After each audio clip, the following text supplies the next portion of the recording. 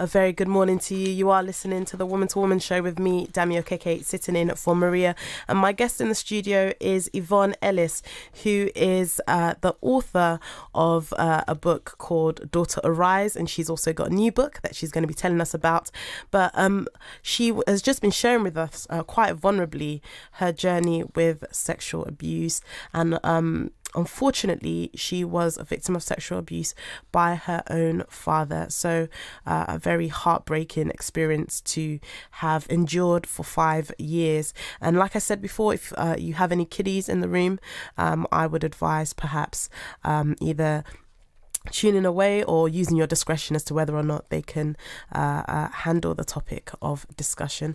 So Yvonne, what about your faith in all of this? Did you grow up in a Christian household? No, I didn't grow up in a Christian household, but we did used to pray before food. But no, we weren't. We wasn't a Christian family. My dad was in a fraternity, so into Freemasonry. But Sundays, my mum would, tell us we could go across the estate to the church, St. Peter. So me and my brother and sister used to go across to church, but we weren't. We just went over there to muck about. We weren't taking it seriously or anything like that. But no, I didn't grow up in a Christian household. I came to find faith when I was 21 years old. By this point, I'd been out of care for quite a few years. I was a young single parent. I suffered terribly from depression. And there was just so much going on. And it was just before I had my first nervous breakdown, before I was admitted into hospital, that I found God. And I was going to a little church before that. I wasn't a born-again Christian or anything, and they came round one night, and the pastor, who was really nice, and he told me about Jesus and what he did for me on the cross, and if I wanted him to help me and to come into my heart and life, and I said yes. And then no sooner had that happen, sometimes they say you have to hit the ground before you can come back up. So it's just at that point when I was about to be admitted to hospital that I found Jesus. But it's been the best thing that's happened to me, really. And when you discovered about this Jesus that loves you, that died for you on the cross, did you have questions like, okay, why did you allow this to happen to me then, God? Why did you allow me to go through all these things? I think very early on I did have those types of questions, especially when I was going through all kinds of psychological issues that was affecting my everyday life, especially through the depression and everything. And I never received any answers from God why I went through it, but I certainly don't blame God for what I went through. I learned over time that everybody has choices, everybody has the gift of free will. There is also sin, people make their decisions and choices, and my dad made that decision and choice to abuse that relationship, and I've never blamed God for it, even though there has been times where I've cried and gone to him when I've struggled with things to do with the aftermath of it, to ask why it happened, but he's never specifically answered me about that. But I've been able to find so much more, and I've never received any justice for what's happened to me with my dad, but I'm trusting God for everything, and I know he's faithful. So, and how do you reach a place of peace, knowing that the people who have done this, maybe there's no remorse, there's no sense of, we're sorry for what we did to you? How do you arrive at a place of forgiveness and move on with your life? Well, that was a journey in itself. It took me about probably 10 years to get to a point of forgiving my dad for what he'd done to me. And that was when I came out of hospital and was in psychotherapy. I was able to start to work through some things to do with that. My mum, it took a bit longer, just because I think by that point I was a young mum myself and couldn't understand why she didn't protect me and stuff.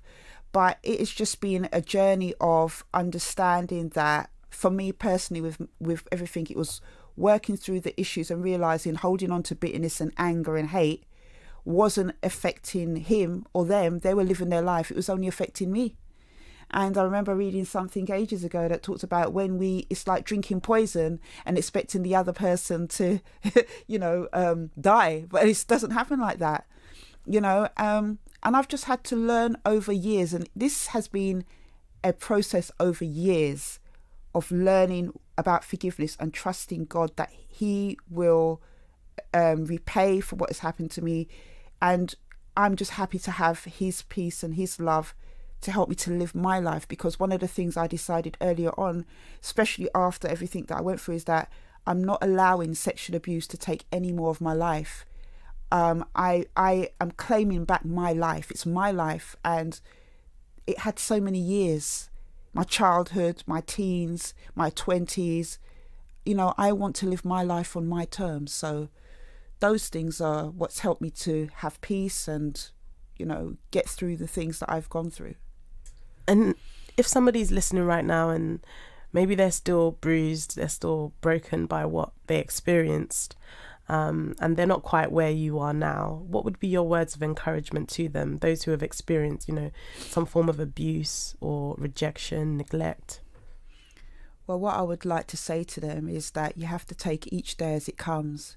And the most important step that you will ever take is first acknowledging to yourself what's happened to you, and then finding somebody, whether that is through therapy, a counsellor, a close trusted friend, somebody that you can open up to, even confidential helplines, to tell somebody what has happened to you. Because believe it or not, that is the most biggest and important step if you've gone through childhood sexual abuse. And that is one step of the journey, but it's the most important step. Another thing I would say to you is don't blame yourself for what happened to you as a child. As children, we could only do and, we take our example from our parents as children. And if somebody has abused us who is an adult or in a trusted authority position, has done that to you, and they've taken your trust and violated you in this most traumatic and terrible way, you have nothing to be ashamed of. Don't blame yourself. You've done nothing to be guilty of. It is the perpetrator's actions, they're to blame. So please don't blame yourself. And the last thing I want to say to you is that Jesus loves you. He cares about you. Even if you can't tell anybody in your own private space, you can open your heart to him. And, just as you talk to a friend, just open your heart and he will be there. And, these are the things that helped me. Now, you wrote an autobiography called Daughter Rise. Tell us a little bit about that. Daughter Rise basically is about my journey from going through sexual abuse to everything I went through in the aftermath, living in government care, being a single mum. I went through lots of different things, a lot of adversity. And basically it was my journey from going through sexual abuse to all the different things I went through and how I overcame that. That's what the book is about. And it's there to give hope and encouragement to others, male or female survivors who have been through sexual abuse. And what gave you the courage to share something that was, such a huge part of your life that you wrestled with for so many years? What gave you the courage to share that so publicly? Well, it was a number of things, really. I grew up in the care system, so a lot of my peers had gone through different types of abuse, whether sexual, neglect, physical abuse.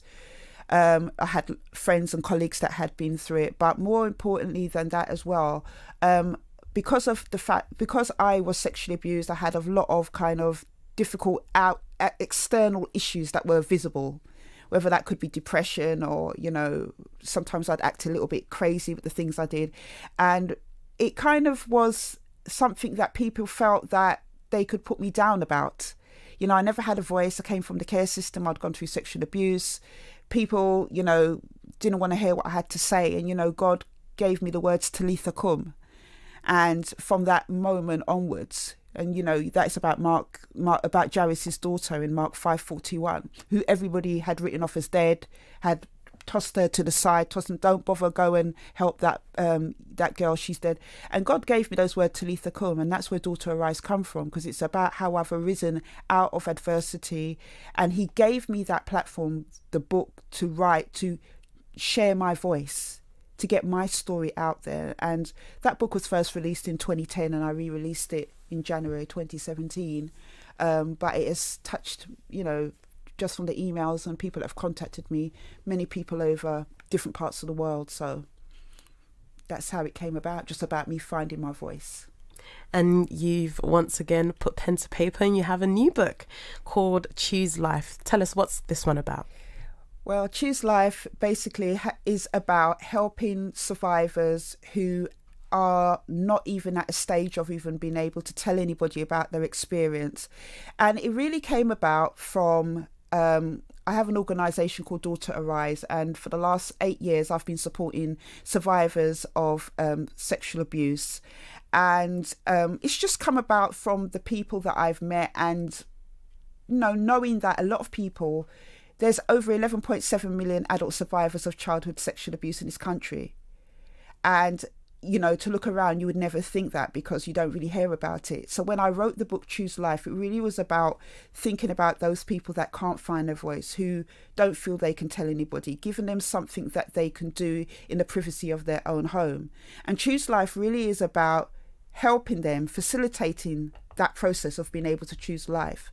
It's got in there awareness, education about sexual abuse in it, because believe it or not, a lot of people who've gone through sexual abuse don't even know what they've gone through is sexual abuse, but they're living with all the aftermath of it. So it's got education in there, research that I've done in there. I share diary entries from a very vulnerable part of my life, 2000 to 2002, to show people where I was, that I didn't just arrive at this person that I am today. It has been a 30-year journey to get to where I am. I share poems in there. Also as well, I do workshops and things, and so I've devised exercises in there, very simple exercises of things that can help somebody who's been through sexual abuse to do in the privacy of their own home. So it's got goals, dreams, affirmations, declarations in there, a complete book that I wanted to give, a self-help workbook that I wanted to give to the survivor for them to be able to start their journey to finding their voice. And what age would you say this book is sort of suitable for? How old or how young do you have to be to kind of really, get to grips with the book? I would say probably around 16 upwards. From when I was in care, they have services out there for children, like NSPCC for instance is up to 16. So I wanted to kind of start from that gap, really, 16, 17. I remember when I left care, 16, 17, there was nothing out here. There was no Daughter Arise, there was no kind of help or anything like that. Some people are not ready to engage in support groups and different types of help. So 16 upwards would be the age. And, just to clarify, Daughter Arise isn't just a book, it's actually an organisation, isn't it? Yeah. We're based in Brixton, and Daughter Arise, we run a support group once a month. Been doing that for 4 years. When we started 4 years ago, there was nothing like it in South London. We offer practical help, mentoring and befriending. We have a helpline. And again, people can email and stuff. We do events, host events, awareness events as well. So it's nearly 8 years old. And I set it up literally after the book was published 2010, and I set up Daughter Arise in July 2011, and it's been going for nearly 8 years. Just to say, we've had a text come in from Kathy. Thank you so much, Kathy, for your text message. It says, "Good morning, Yvonne. You are a very brave lady. Your courage to speak out is an inspiration. You are the daughter of a king. You are royalty, Yvonne. May God use your life and story to reach out and help others. May God bless you greatly, sister. Love and blessings, Kathy." Thank you so much, Kathy, for that. You. And how important is that, would you say, the whole sort of having a support system, having people around you who are on your side, especially when the perpetrators are not remorseful? How important is that to somebody's healing? It is very important to a survivor of sexual abuse. It's very important to their healing, but unfortunately, in a lot of cases, when a survivor chooses to speak out about sexual abuse, they're ostracized from their families. It's a huge problem in the Black community, and it's a huge problem in all sectors of society, that the first thing that happens is that you're immediately shut down. It's very few and far between over the years, whether through my work supporting survivors with Daughter Arise, friends, colleagues, that I've heard that the family, when they've tried to open up and tell the family that they're supported and helped. A support system is very, very very important. For me, my support system is my husband, Stephen. I have a couple of close friends. I have a counsellor, mentor who supports me as well. My circle is very, very small, but it is an important network for me. And obviously, my biggest foundation is my prayer time with God, and that's really been the foundation for everything. It's very important. A lot of people don't have that, and that's why Daughter Arise is there. That's why we have the support group, where we have women that come from all different parts of London, sometimes outside London, to attend, because it's about peer empowerment. They get that support that they haven't got from their family with Daughter Arise in the support group. And we're going to be finding out some important events that are coming up for Yvonne, and how you might be able to head down to some of them.